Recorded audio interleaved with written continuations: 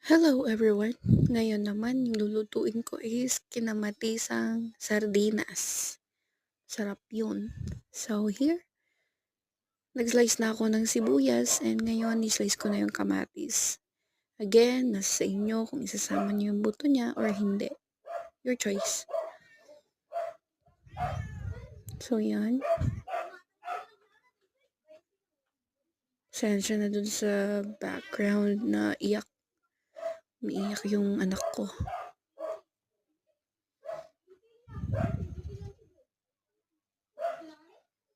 Slice lang natin siya.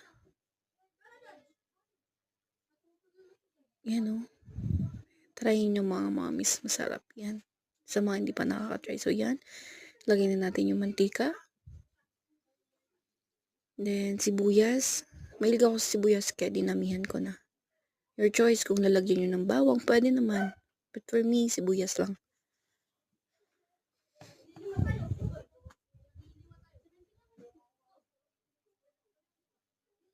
Yun, lagay na natin yung kamatis.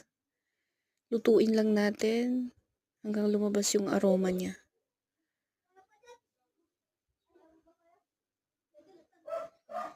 Eto guys, pwede nyo siyang lagyan ng egg. Pwede nyo lagyan ng egg. Yung sa akin kasi hindi na. Yan. Luto na yung kamatis. Okay.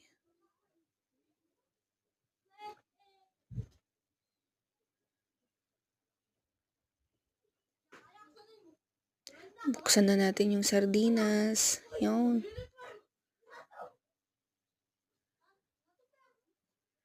Dalawang lata ng sardinas, tatlong medium size ng kamatis. Yan, asin. Nilagyan ko ng paminta. Haluin lang natin hanggang sa madurog yung fish. Haluin ng maayos. Simmer lang natin.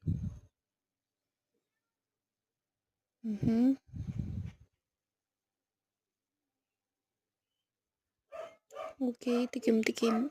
Kung tikman nyo din kung sakto na yung lasa sa inyo. Kung hindi pa, pwede nyo dagdagan ng asin. So, ayan. Yan lang. Bye-bye!